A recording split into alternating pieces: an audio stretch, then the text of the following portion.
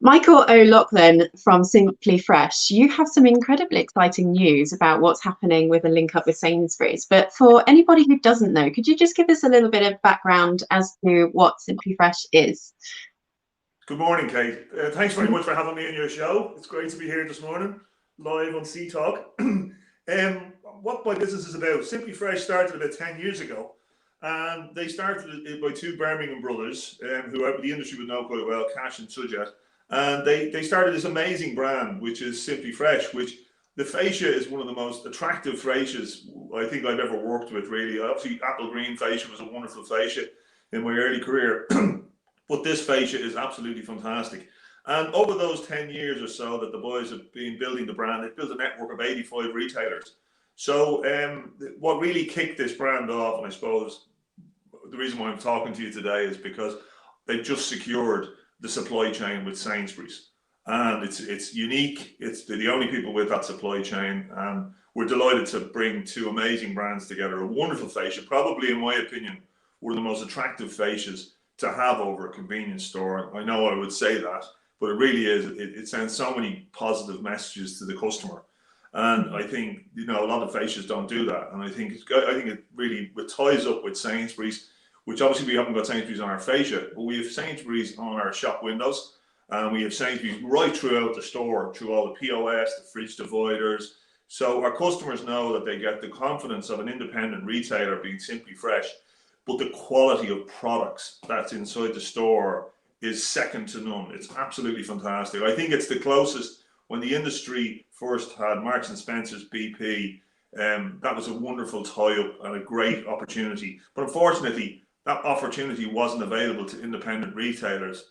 But Sainsbury's is available to independent retailers, and it's something. So you mentioned the storefront. I think I've got some pictures of the storefront here, and here's what the if anybody needs to kind of get an idea of what that's going to look like on the front of the store. This is some of the POS. Is this the POS you will be using, or other POS that's being used already?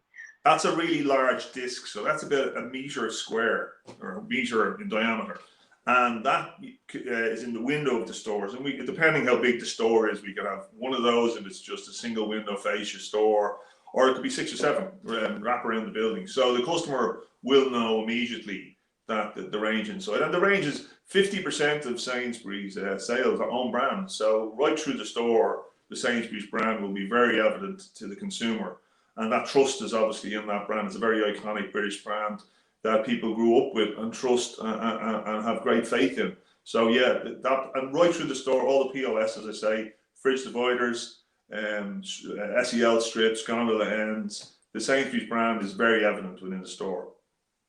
So this is obviously great news. If you're a Simply Fresh already, this is fantastic news. What about if you're an independent retailer and you're kind of flirting with the idea of having a Sainsbury's range? If you think, yeah, my local shoppers would like something like this, what's the process like in terms of? It's really straightforward, Kate. It's make contact with us. We're very interested in the standalone convenience store market because that's the market where Simply Fresh was founded. But the forecourt market is hugely attractive to us as well. And I always maintain, having spent most of my career in the forecourt market, we are very much supported on categories that are in decline, such as alcohol, tobacco, and sugar products. And if they're not in decline, they're under attack all the time from various bodies to try and reduce us weight issues or encourage people to give up smoking or reduce their drinking. So 85% of the business is across those 4 categories in the forecourt sector. And I think that we haven't given the customers a really good selection in forecourts. And I think that the Sainsbury's link up will give the consumer new confidence in shopping in a forecourt and having great products there to be able to do multiple purchases and to do a bigger basket spend. I think that really brings this opportunity to forecourt. So it's a huge. So I'm getting that kind of. Does that include deals like meal deals, for example, like an evening meal deal? If you haven't quite nailed the evening dinner time occasion, would the promotional side of things still be relevant? We have the entire Sainsbury's range available to us. So we have all of the own brand range of Taste the Difference, which is probably the most successful evening meal solution in the country. So we have that available to all our retailers. We've the entire orange brand that people would know. We've all the tertiary brands that Sainsbury's do. There's nothing inside a Sainsbury store in the UK that's not available to our retailers. Also, we have availability of our entire bakery range. So I'm a big advocate of food to go in convenience stores. I think it rounds the whole offer, and that whole bakery range is available. And we would encourage any retailer who has the space and certainly feels they have the market for it to go for that. And we would encourage them to take on the bakery. And by what percentage does that lock an independent retailer in? How much room have they got to really to range products that might sit outside of the SKUs that are available through Sainsbury's? Well, all our discussions with Sainsbury's at the beginning, before we got the opportunity of speaking to yourself, were to educate Sainsbury's about the independent retailer and the importance of being independent. And to be fair to Sainsbury's, they really took that on board. So they don't look for the entire range. They look for, we target about 80% of the range. We like to think to make people get a good feeling for a Sainsbury's offer. But we very much encourage the independent retailer to support local businesses. And if there's a local product that's unique to that demographic or to that part of the country, we very much encourage them to do that. And in some cases, it's produce there where people like to support the local market. And we would encourage that too, even though our products are excellent. But we understand that we don't want to remove the DNA of them being independent retailers. They must remain that. And I came from that background, so I suppose I have a really good feeling and understanding for that. And I absolutely want to reward that. So I guess we're looking at the difference between sort of a traditional push and pull model here. So I mean, but how do you really see this benefiting the retailer? Well, there's two benefits. I think the independent retailer probably has a warehouse delivery at the moment and probably has 30 central billing suppliers. And the central billing suppliers predominantly fill the dairy wall and those style of products for chilled. The Sainsbury's model is that we give the opportunity of the retailer to pick the SKUs they want. So if they want 1,000 SKUs or 2,000 SKUs, they choose those SKUs from the Sainsbury's range. They choose them, we don't choose them. And they choose them, and then they lock them down and agree what quantities they always wish to store in their store of those particular products. On that basis, then we replenish them to that level 6 days a week on chilled and fresh.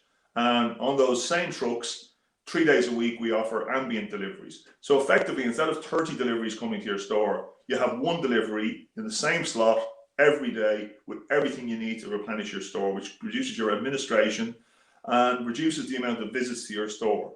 Also, if you're a multi-site operator, if you've got 5 stores or 15 stores or 100 stores, you can choose the range for each store, and you're no longer dependent on a store manager or an assistant manager, who are very great guys and great retail people, but you're no longer dependent on them. You use science, you use technology to choose the correct range for your store.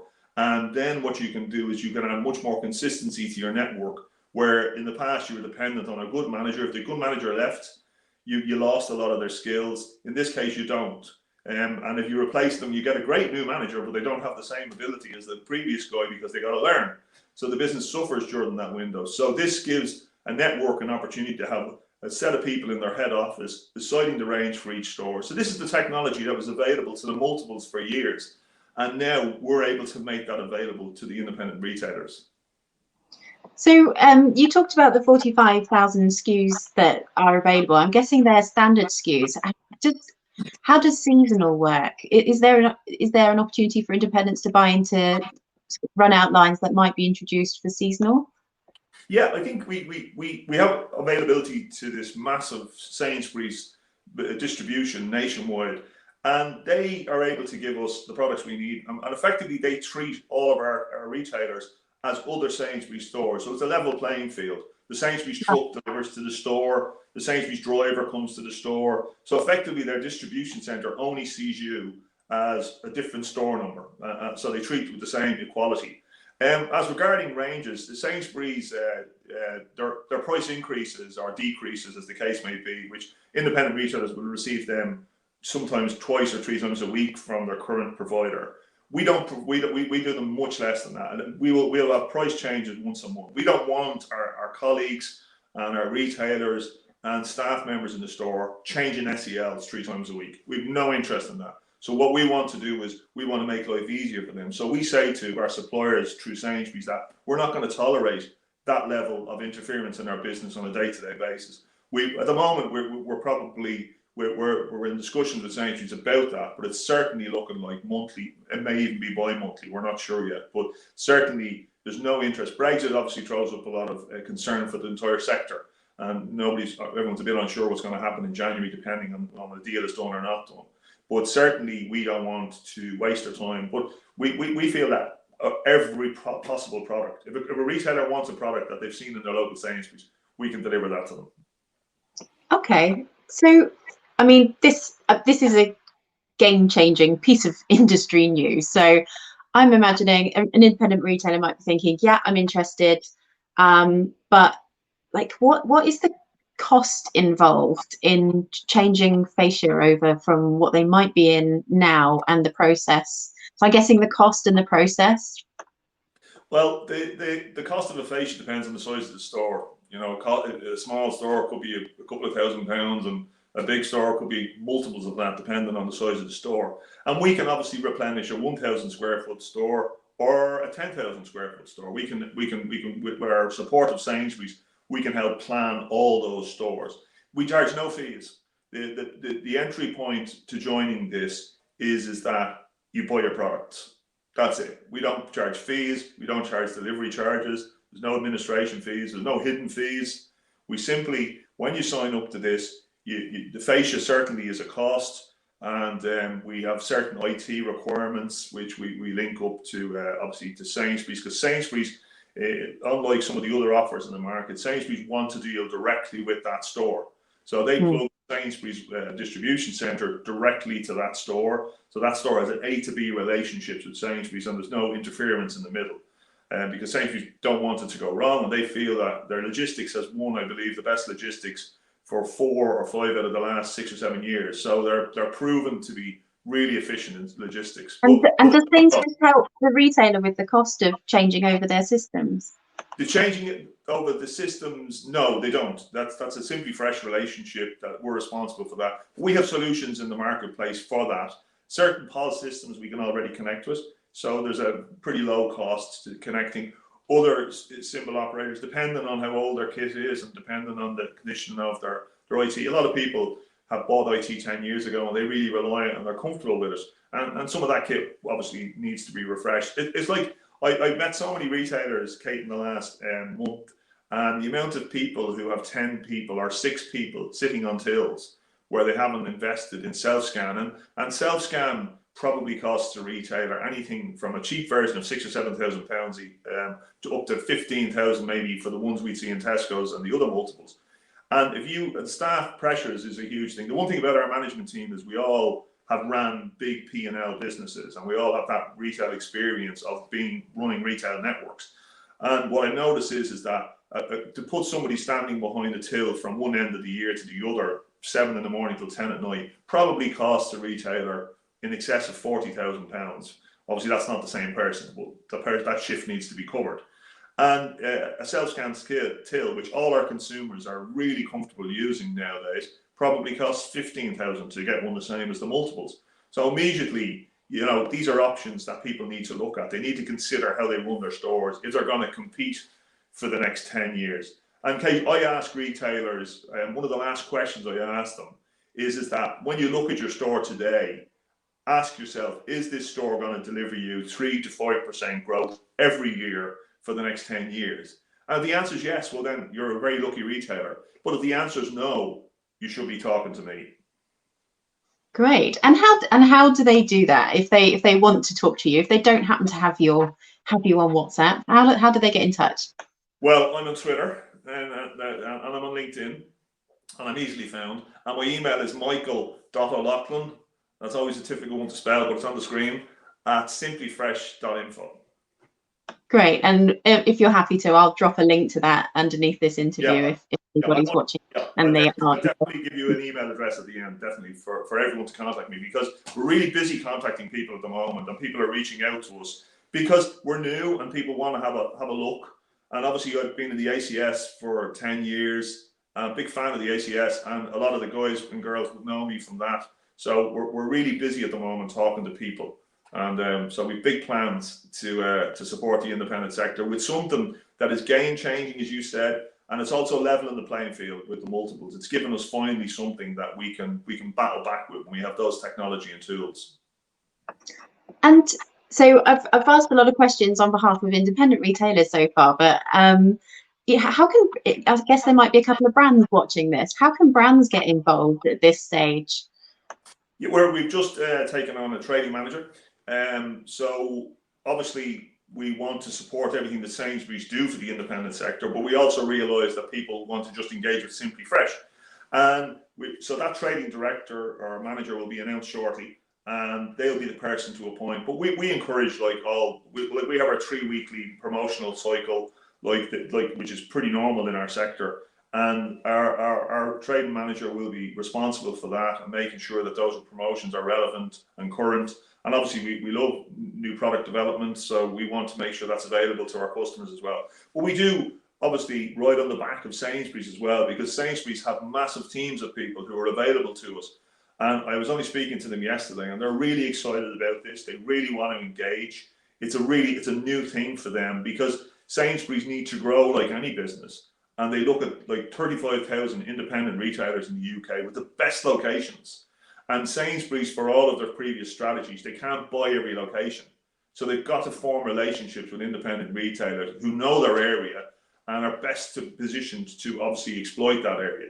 We also do not control their retail pricing. We encourage the retailer to make the best decisions for their business in their locations. So as much as we will provide them the entire Sainsbury's range, we don't put a control on what retail price. Some places need to be keener on retail price, some places less keen. And we would support the retailer making the best decisions for their business. So talking about pricing, I guess a retailer might be thinking, am I still going to be able to make the same margins that I was making previously? How do you handle those kind of questions coming in? Well, we've benchmarked our price file against the sector, and we believe we are very well positioned to give that comfort to the retailer that they can achieve higher margins in reality. In Sainsbury's, we don't do overriders. So at the moment, our competitors will do no overrider in tobacco and offer an overrider in the rest of their sector. We don't do that. We do net price. So effectively, all our retailers receive their overrider in every single invoice because the products are cheaper. So what will happen when you trade with us is your retail margin on a month-to-month basis will increase.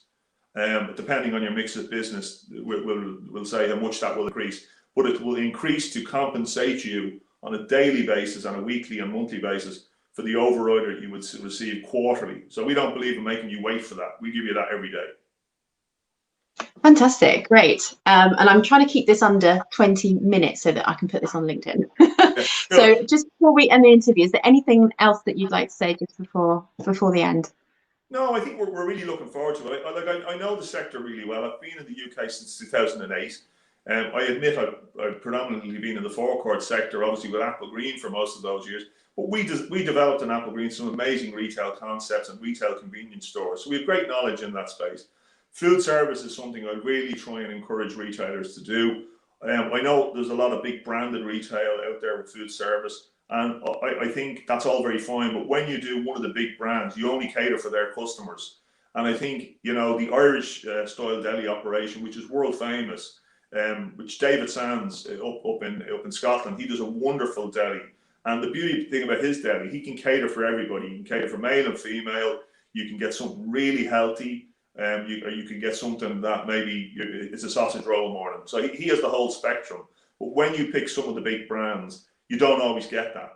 And I suppose, so I would encourage people to get into food service like we did in Ireland in the 90s. I think people need to look at their hot beverage offers, and we can help them with that, because I think there's better margins to be had.